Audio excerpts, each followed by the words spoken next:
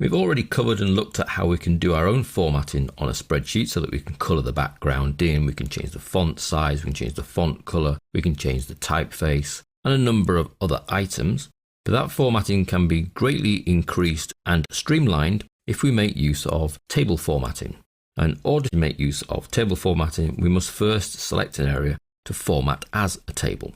So if we take the working file Sales January, we have in here a set of data that has already been formatted to some degree, changed the typeface, the background color, and made it look quite nice. But what I'd now like to do is to change this into table formatting.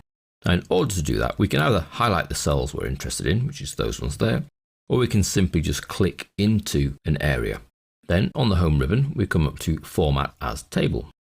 In the little drop down, we can then choose between different table styles. We've got a sort of section of light styles, section of medium styles, and a section of dark styles. So you notice there's a lot more background color with these.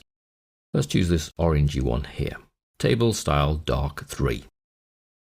It then makes an assumption as to the size of your table. Now it's chosen A1 to E6, and that's a great assumption because that's all of our data.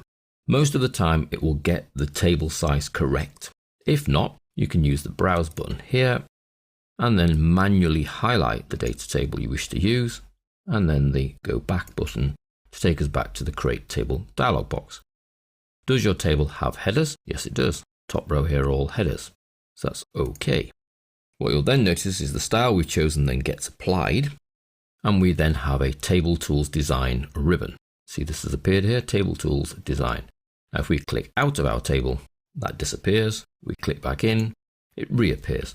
So it's a context sensitive ribbon, but it does not exist until the first time you format some cells as a table. Now we have extra options. You can see we have header row activated, but we don't have total row activated. If we activate that now, it actually inserts the total row for us, and it's formatted slightly differently. Now it has placed a single formula in there on the right, which is subtotaling that end column. That's not much use for what we're trying to achieve, it's just counting. So let's put in our own total function. Equals sum of that range there. And then we can replicate across. So the formatting has been arranged by the table formatting, and it has a darker background. We can have a first column. You can see that's changed the first column to slightly different than the other columns. A last column, and that changes the last column to be slightly different than the other columns. That would be more appropriate if the last column contained totals. So we'll turn that off. And you can even have banded columns. Now banded columns mean that every other column is a slightly different background color. Now we've got banded rows on and they don't quite work together. So we either have banded columns or banded rows. Working together, they just tend to mix and match a little. We can have the filter button or not. It is there, we have little drop options. If I take that tick out, the filters disappear. So that's formatting a set of data as a table. Now we chose an already pre-formatted area, and it's not quite been able to control these blue headings and our merged cell at the top. It's actually unmerged them and placed in column 1, column 2, column 3, column 4 as our headings. Not quite what we were after. If we took some raw data from scratch, then you'd see that we could format much easier.